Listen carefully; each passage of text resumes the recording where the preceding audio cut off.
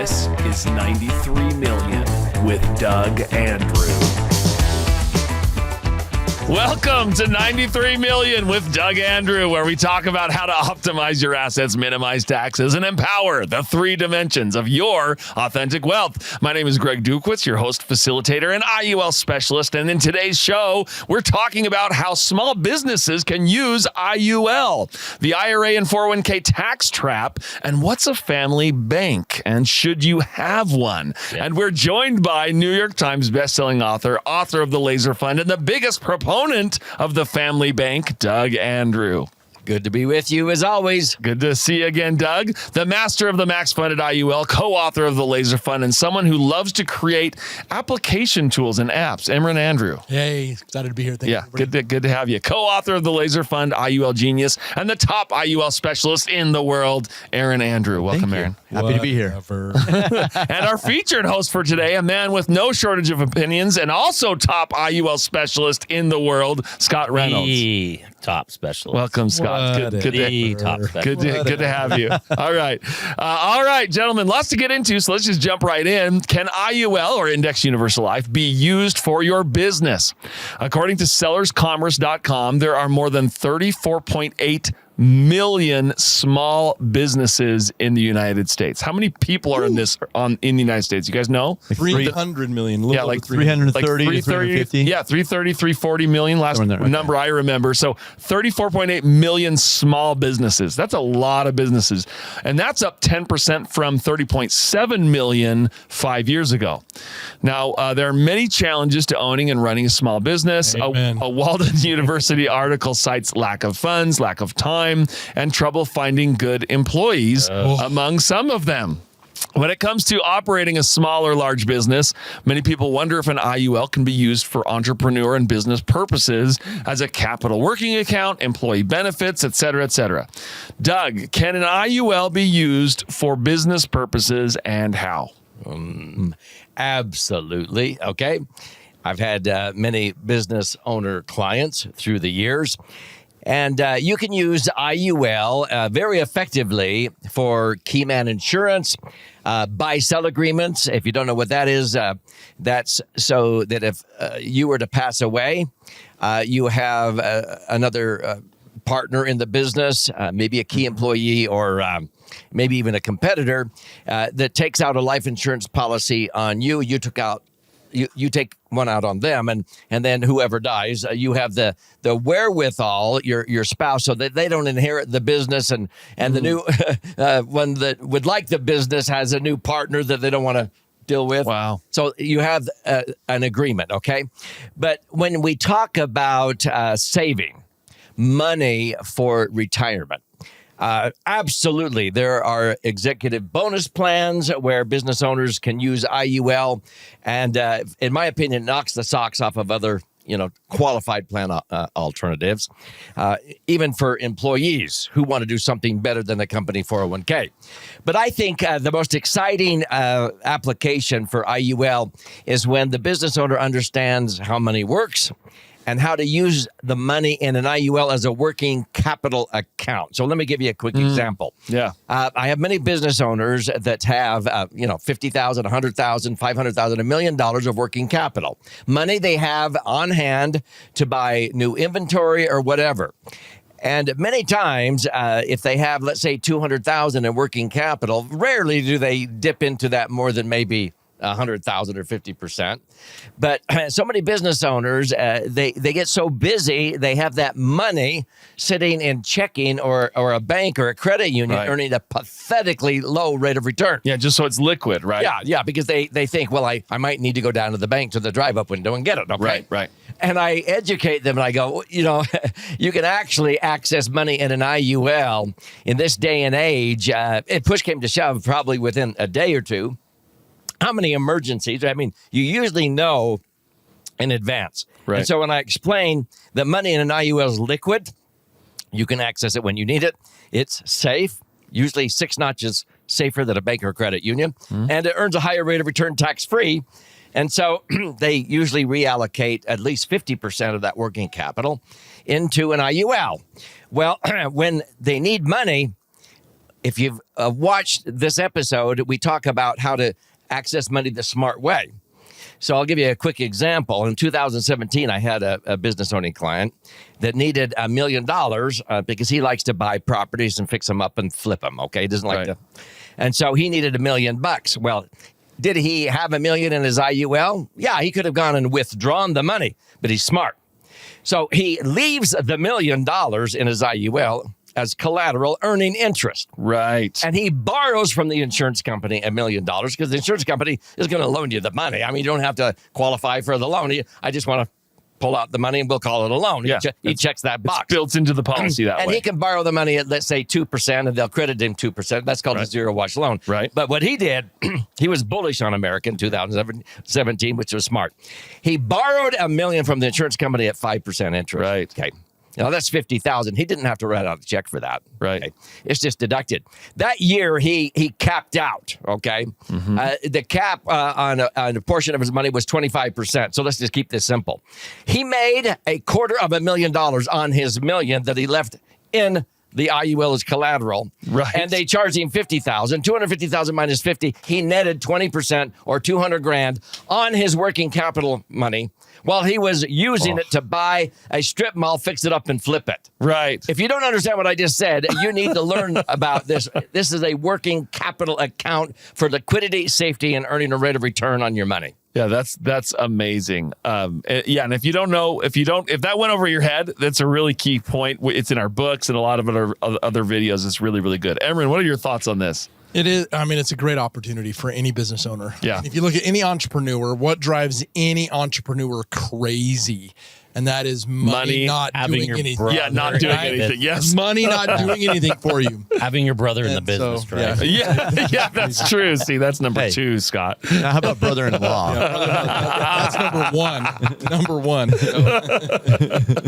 That's really good. But again, I mean, if you have lazy, idle money, I mean, that drives most business owners or especially entrepreneurs absolutely crazy. And so they always try to, and that's why sometimes they lack liquidity because they hurry and try to tie the money up somewhere. Right. They don't have access to it and they do need it. And then they get in trouble because of lack of liquidity. So this is a way to be able to maintain good. liquidity, have it earning something for you. And then if you do access it, like Doug talked about, it's there. Right. It's there for you to be able to, it's growing for you. You can have it working for you 2 places at once. It's got so many of those capabilities. Yeah. I mean, I've also helped my clients fund deferred compensation plans. Yeah. It's really hard to retain good employees.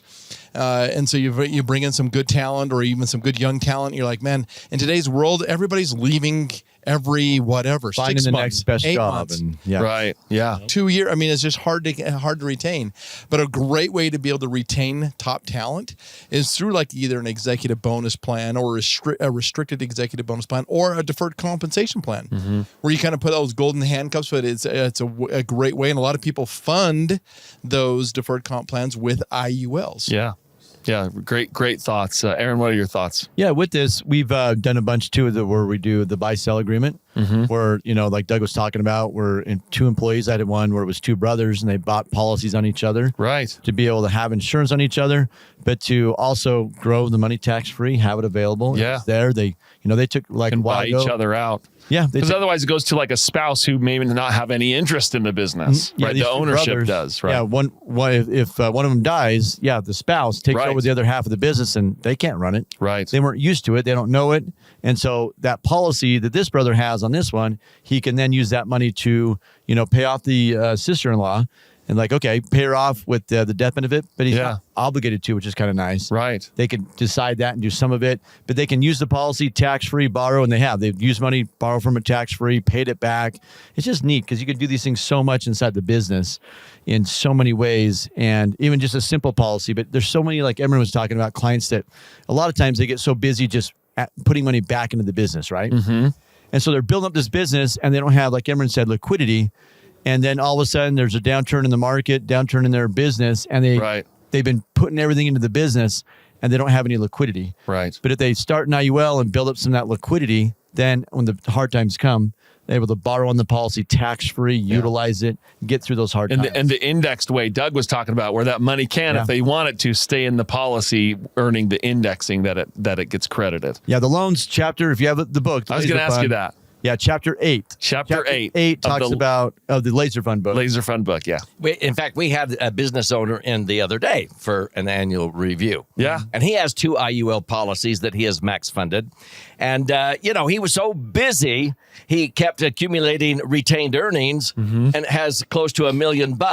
Yeah. And it was sitting and checking, earning next to nothing. Now, finally, he said, well, maybe I ought to put it over here at 3% interest with a credit union or whatever. And then he goes, wait a minute, shouldn't I put this money in an IUL? That's right. Could I have a third IUL? Yeah. Well, let's see here. I think we could maybe. Yeah, because it's interesting. There's a put and take account, a capital working account, but also kind of benefits to employees or different structures of the policy. So there's a lot of different ways that it could apply, right? That's one of the things I like about it as well is you're killing lots of birds with one stone, and it's amazing. Like, if you do Keyman, a lot of times it's just term, and then you got to do the investing for retirement as well. Yeah, and then you got to build up a liquid fund that you have access to in case of an emergency.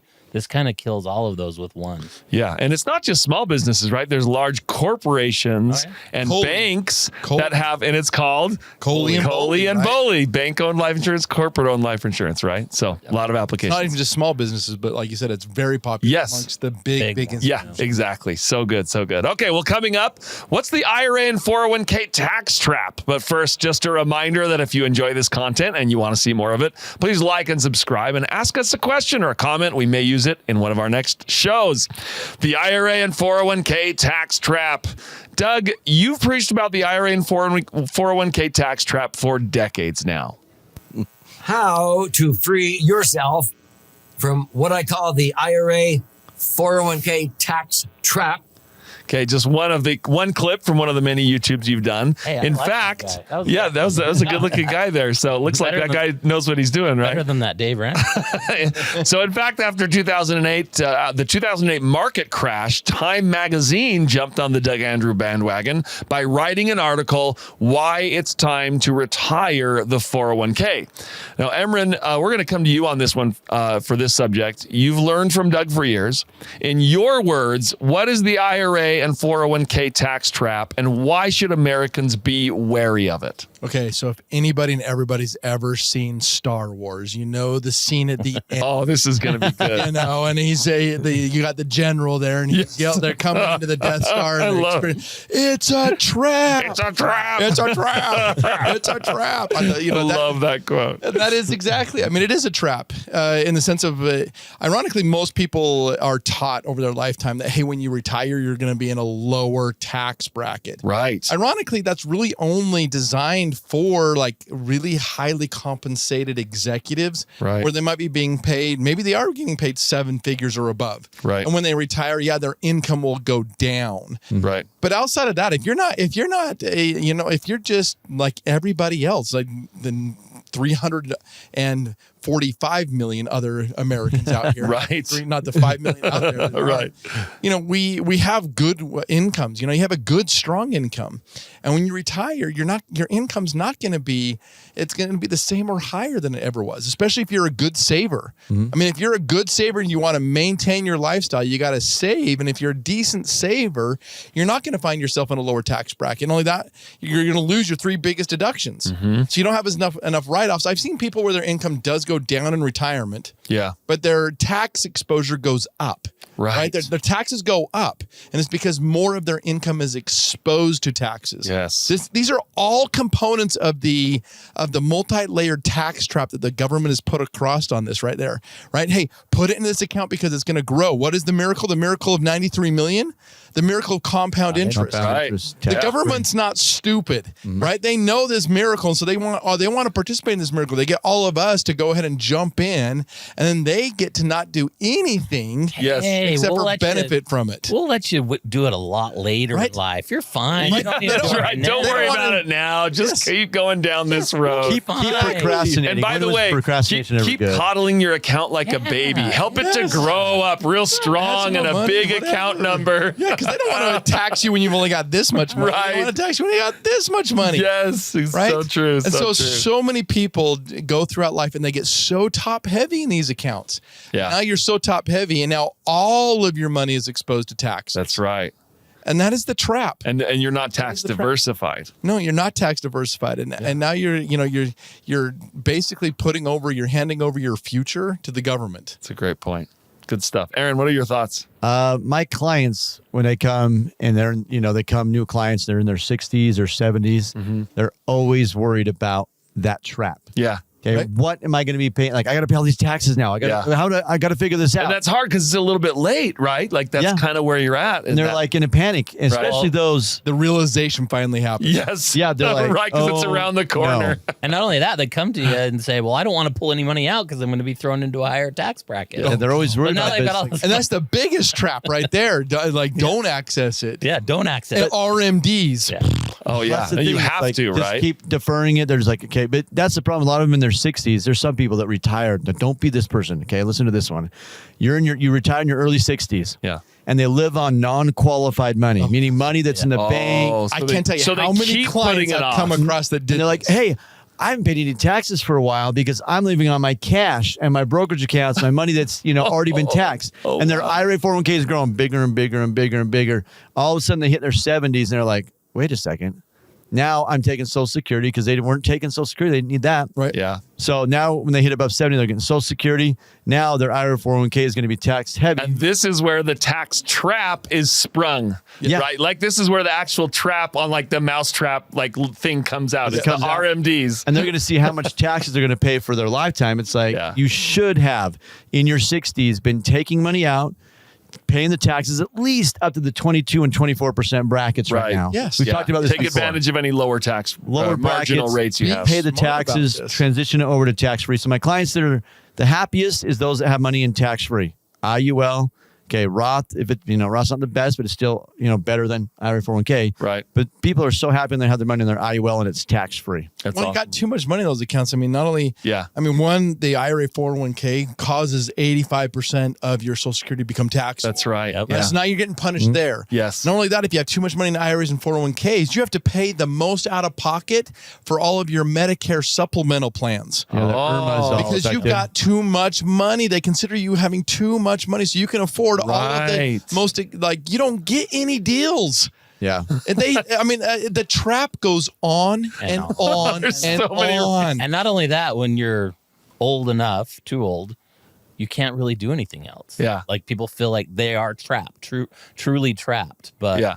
if And then there's you some- leave any money behind. What happens to your kids when you leave money behind in these do you accounts? punish your kids with bigger Yeah, tax because brackets? I know, because some people think, oh, I'll just put it off. I'll put it off. I'll put it off. The government is not stupid. yeah. Yeah. They know you're going to have to pay taxes on that sooner or Well, later, just ask the client, how would you like to be forced to spend all of this money in the next 10 years? Oh, I'd hate that. Right. Guess what's going to happen when you die and you give this money to your kids? They have to They do have to that. burn this money in 10 years. 10 Yes. years. They can't keep it through their They retirement. can't. I keep know. It through used to retirement. be, what was that called? A stretch IRA or whatever, right? Yeah.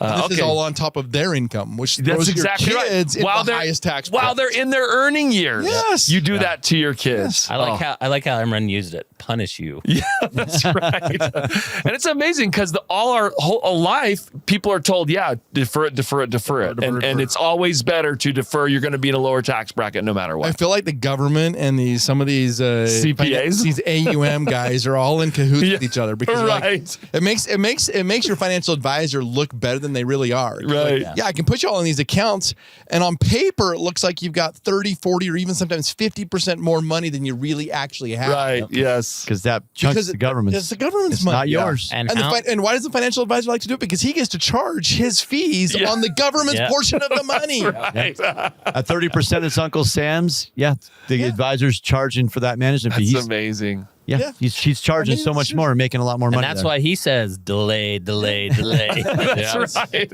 All right, Max out 'em. Doug, bring us home on this subject. What are Oh your my thoughts? heavens! Well, I just happen to have. I'm trying to. Oh, remember, yeah. I'm trying to remember where I got this. Oh yeah, look at this. That is Scott, beautiful. Gave me this original of the Time magazine article I'm talking about by Stephen Gandel. Yeah. It was so funny. Stephen Gandel called the 401k a lousy idea. A rotten flop. Financial flop. A rotten repository for our retirement reserves. Okay. Couldn't have explained it better. Yeah. No, I never. are pretty strong used that words. harsh as words, but Right.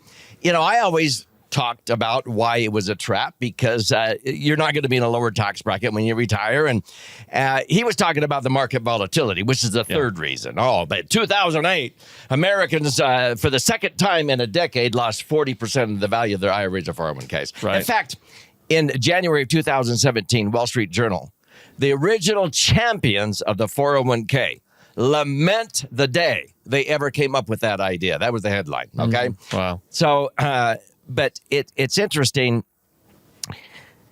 There are maybe three basic pros that are touted of 401ks, Right. And then there's three basic cons. Okay, so let's just summarize these. Okay, so with a 401k or like an IRA, okay, you get to with an IRA you get to tax deduct it. With a 401k you put in pre-tax dollars, pre-tax contributions. Yeah. It accumulates tax deferred, and everybody thinks, oh wow, that's more money.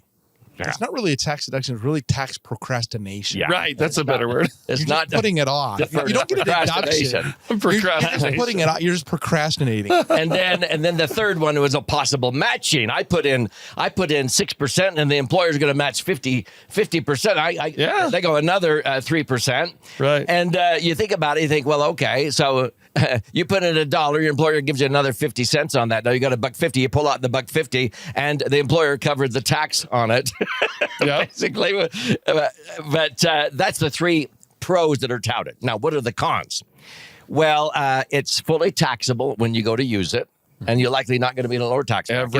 Every bit of it. It's funny because so many people come in and they're like, wait a minute. They don't understand that. This is I have to pay taxes on that. Right. The whole thing. You have to The pay entire taxes. balance. Been, okay? Yes. It's fully taxable. Number two, you must use it up based upon the government's life expectancy formula. That's called RMD, required minimum distribution, which when the CPAs, they continue to say, oh, just take out the required minimum as if you're saving tax. That's the worst advice that I've ever heard. And yet so many people get duped into doing that. Yeah. And if you think taxes are going to go up, why do you keep on progressing? then it makes it even worse. Exactly. Like Aaron said, they should have been pulling it out at, even if you don't need the money. Well, I don't need the money. Right. Well, you take it out, get the taxes over and done with at 22% or 24%. Right. There's And room. convert it to taxes tax free from today forward. Exactly. Convert it You to have your tax-free. current taxable situation.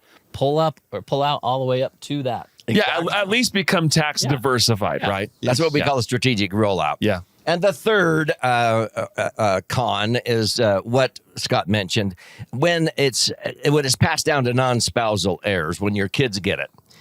Most savvy CPAs and tax attorneys realize the worst place to leave your money when you die is in a IRA or 401k to be inherited by your kids. It wasn't a few years. It wasn't just a few years ago. It was like when kids that inherit IRAs and 401ks give up about 78% in taxes.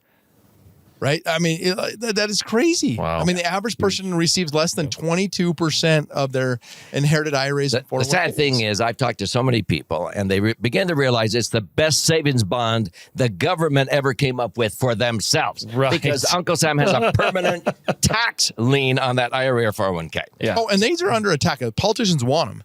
I mean, if we saw it in the last presidential election, if you paid attention to even, Kamala's tax plan, she's not the only one. Kamala, sorry. My bad. Right. But I mean, they're looking at taxing these and they were like, oh, look, we're going to tax the rich people. And so only people that have money over $1 million.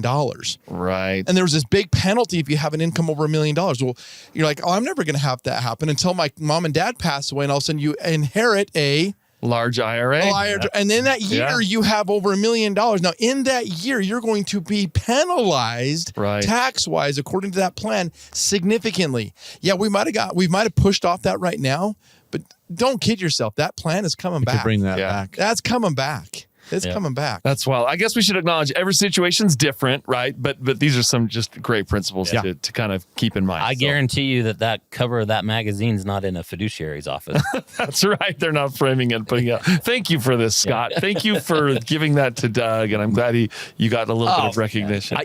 Scott also found for me the only leather-bound hard cover edition of my first book, Misfortune. I don't know where he found it. That's true. We go out of our way to not give Scott recognition, so we got to be careful. It's a little over the top here. Great. So. Now I'm getting bigger all around. My head's starting to match my body. All right. Well, coming up, what's a family bank, and should you have one? But first, if you're enjoying this content and are wondering how to take advantage of these ideas, Laser Financial helps individuals and families like yours implement proven strategies to grow and protect your wealth. One of the most powerful tools is an Indexed Universal Life Policy, or IUL. It's not just insurance, it's a tax-free retirement strategy, a way to grow your money with compound interest, and a safety net against market downturns. Imagine being protected from market losses while still participating when the market goes up, and having tax-free income that allows you to keep more of what you've worked so hard to save. Go to laserfinancial.com or call 801-505-0409 to schedule a free consultation and see how these strategies can work for you. That's laserfinancial.com or call 801-505-0409. Don't wait. Take the first step toward a brighter, more secure financial future today. Are you a financial professional wondering how you can expand your business working with IUL? Are you leveraging IUL to its full potential? That's where IUL Insiders comes in. In the upcoming weeks, they're hosting the IUL Challenge. It's a free 3-day event designed specifically for financial professionals to help you build a thriving, scalable business that sets you apart from the competition. You'll learn proven strategies to market, design, and sell properly structured policies that deliver incredible results for your clients and for your bottom line. If you're ready to elevate your practice and scale your business, visit IULchallenge.com/93 to save your seat. Spots are limited, so don't wait. That's IULchallenge.com/93. Take your business to the next level. What's a family bank, and should you have one? Doug's taught for years the concept of a family bank. Here are a few poll clips from his YouTube videos. And I would say, well, maybe you stole that from them. Maybe in your effort to make life easy for them because it was so hard for you, you robbed them, you stole from them the ability to overcome challenge. There wasn't a millionaire left in the bunch. It was all gone. It should have been worth billions by then. In fact, his grandson said, "It has left me with nothing to hope for, nothing definite to seek or strive for. Inherited wealth has been a real handicap to happiness." Whoa. Okay, now if you're wondering, what's Doug talking about there? Well, there's lots of videos you can go to kind of look for online, and he talks all about it, but we'll cover a little bit of it today. Aaron, before we have Doug teach us, what's at the heart of this idea of a family bank, and why can it make such an impact on someone's legacy? So right there, he's talking about like the Vanderbilt story about how, they inherited all this money, and then after 3 generations, no money left really. The inherited wealth is a real handicap to, kids and so forth. But more than that, okay, our family bank, for example, is more than just teaching the kids and the grandkids how to fish and Doug teaching us and so forth. The family bank is more of a conceptual. It's like, hey, it's the way we live. It's the way that we teach each other. It's the way that we work together. And it's not just like, when you get this, it's not just you're not going to inherit all this money. We're going to teach you. It's a way of living now. Yeah. It's not just like a trust, because some people think just set up this trust like Doug talks about. Right. No, you got way more than that. It's way more. You got to teach your kids how to fish instead of throwing fish in their laps. Teach them what made you successful. You frame it as deposits and withdrawals, and not just money. You're talking about intellectual and wisdom deposits and withdrawals too, right? Yeah, like coming and like the kids coming and learning, from grandpa or their parents, like, okay, how do I start a little business? Right. What do we do? How did you become successful? Right. And teaching them instead of just saying, okay, I'm going to work real hard so my kids don't have to, and they don't have to do any work, and they're just going to get all this money dumped in their laps. It's just the wrong way to do it. Yeah. Scott, what are your thoughts? Yeah, I think a lot of times too, people will complicate it or think that they have to have a big trust and have to have lots of money. But I mean, I learned it from you. I mean, Family Bank can be a shoebox with pictures in it and handwritten stories by grandma and grandpa. I mean, it can be something that simple, and it can. I think passing on the knowledge, wealth, knowledge, all of that can be beneficial to future generations all the time. That's great. That's really wise what you just said. Emran, what are your thoughts? You guys are you're missing it. It's really actually the excuse to implement tough love. This hurts me more than it hurts you. Right? How many times did I hear my dad say that? Yeah, no, just kidding. I thought you were going to say it's an excuse to go have family vacations with a purpose. That's what I thought you were going to say. Hey, hopefully your son who's here is hearing that. Right? No, but it really is. I mean, it actually really is incorporating one of the greatest characteristics, that of charity. Because when you're looking at the Family Bank, you're doing things not so much to kind of prop up yourself, but what can I do to help my kids, my grandkids? How can I help them grow? Instead of it me, hey, I'm going to pass on as much money. This is me doing this. No, it's I want them to be better than me. Right? I want my son to be better than me. I want my daughters to be better than me. And it's not by giving them all his money or inheritance. Yeah. Correct. Because I want them to be able to create more than I've ever been able to create. And so it's me taking action, and how can I take action to make sure that they are building upon what I've done. They don't have to necessarily start over. I mean, there's certain things maybe they do, but I want them to build. It's, again, that miracle of compound interest, the miracle of 93 million. Quit trying to start over again each time. Build off of each generation. If you can build and grow off of that, that is what will create that miracle of 93 million. Awesome. Okay, Doug. Straight from the horses. I don't think we have enough time. I think we're out of time. I don't know how much you have to say on this, Doug. Oh, yeah. But straight from the horse's mouth, or should I say the goat's mouth, the greatest of all time. Goat. Yeah. What are your teach us about a family I'm bank? usually at a loss of words when it comes to this. I smile as Emran was talking. His son Ethan, my grandson, would teach him little entrepreneurial ideas, and he had this pirate ship where he would stuff his cash, and I think there was $1,000 to $2,000 in Ethan's pirate ship. He had more liquid cash than most adults do. That pirate ship sunk somewhere, and none of us have been able to find it. that sunken treasure should have been in an IUL. I mean, what can I say? Still somewhere. But we'll go to the wisdom table here in a moment so that I can sort of frame what we're talking about here. Because people say, well, Family Bank sounds good, but I would like one of those. But you will definitely want one here as I explain this. And I'm going to preface this. When I would meet with a lot of people, and especially high net worth people, business owners who have worked hard, I would ask them, so how did you accumulate this empire, build this wealth? And they would usually say, oh, I was raised after the Great Depression. My kids, my parents taught me the value of work when I was a kid. Yeah. And I have worked so hard, my kids will never have to work as hard as I did. Right. And then they'd come in 20 or 30 years later, and they'd be forlorn and distraught. And I'd say, what's up? Doug, I don't know what's wrong with our kids. And now our grandkids. Yeah. They don't even know how to work. Yeah. And that's when I would say, well, maybe you stole that. Yeah, that was that first part of that clip.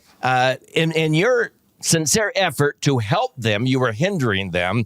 Like Aaron was just saying, instead of sitting there giving them a handout, bailing them out of their problems, you want to give them a hand up, not a handout. It's sort of like when you see a butterfly trying to emerge in the measure of its full creation as a monarch butterfly. If you try to help it out because you see it struggling, it will die. Yeah. And that's what we do to our kids. So the Family Bank is actually a three-dimensional approach. So as you see here on the screen, on the wisdom table. There we go.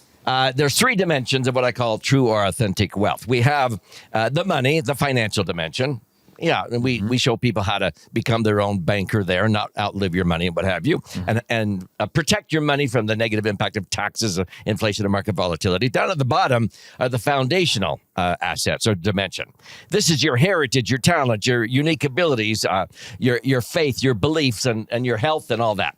Then over here, we have the intellectual dimension. Okay. This is your wisdom, your knowledge, your education, your alliances, skills, traditions, and so forth. Okay. Now, see, these are the three dimensions of authentic wealth. It's like a three-legged stool. And so people say, well, what do you do, Doug? And I say, well, I help people take the wobble out of their life. And what I mean is, on a three-legged stool, so many people maybe are just wobbling on one leg, just money, money, money.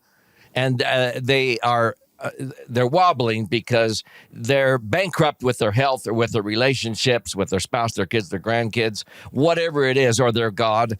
And so they're wobbling. And so we want to bring back balance. That's what this is, a three-dimensional approach. So when we talk about the family bank, the legacy dimensions, Emran, if you'll show that, those are the intellectual and foundational. And it talks about knowledge, attitude, skills, and habits. Okay. So the metaphor, I would rather leave behind how to fish to my kids and grandkids than dumping a bunch of fish. Well, how to fish is knowledge, attitude, skills, and habits. Okay. Yeah. The actual fish is just leaving behind a bunch of money because it'll almost ruin most kids. Okay. And so we believe it's more important that you leave behind the KASH, it's an acronym, than the CASH. Yeah, it's now, clever. The family bank is operative in all three dimensions. So I'll just give you a quick example. With responsibility and accountability, our posterity, our children, our grandchildren can withdraw knowledge, attitude, skills, and habits, like Aaron was saying, how to start a business, how to do this, how to manage money or whatever. And so they can withdraw wisdom, how to develop real estate and what have you. Now, that's a withdrawal of knowledge, attitude, skills, or habits, and they do it with respect to accountability. We capture good experiences and the bad ones because you actually learn more from your bad ones, right? Yep. And so that's a withdrawal, like a normal bank, that's a withdrawal of that kind of cash, KASH. Now, when we get to the CASH, we fund that with IUL, and they can then borrow, okay, from an IUL, and they can pay it back, and they learn how to be responsible and accountable. So we make deposits of knowledge, attitude, skills, and habits, and deposits of CASH into the family bank, and then we can withdraw it, but we actually do it the smart way by using loans, as we talk about on this podcast. So the family bank is absolutely incredible because instead of depleting the resources, like the Vanderbilt fortune went from 105 million down to Zippo by the third generation, the Rothschilds, okay, they learned with these rules in their family bank, you don't give your posterity handouts. You give them a hand up. You loan them the money, and the loan needs to be repaid. And you share the wisdom and knowledge. You capture all of this. Yeah, and that's what a family bank is. It's your heritage. It's your genealogy. It's your faith. It's your beliefs, and it's gathering together as a family to make those deposits and withdrawals. That's what we do at Grandpa's camp. Grandkids, what would you like to learn from Grandma and Grandpa? What withdrawals would you like from the wisdom and knowledge and so forth? Right. So that's why we use the metaphor of a family bank.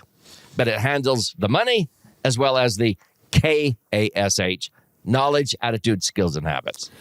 Wow. Other than that, he doesn't have any strong feelings on that That was subject. pretty good. You should talk about this more often. Yeah. That's a good summary. Very good. Maybe even write a book about it. The entitlement abolition. Okay. That's right. All right, just a little plug for that. All right, just a reminder that if you're enjoying this content and you want to see more of it, please like and subscribe and ask us a question if you'd like, or comment. We may use it in one of our next shows.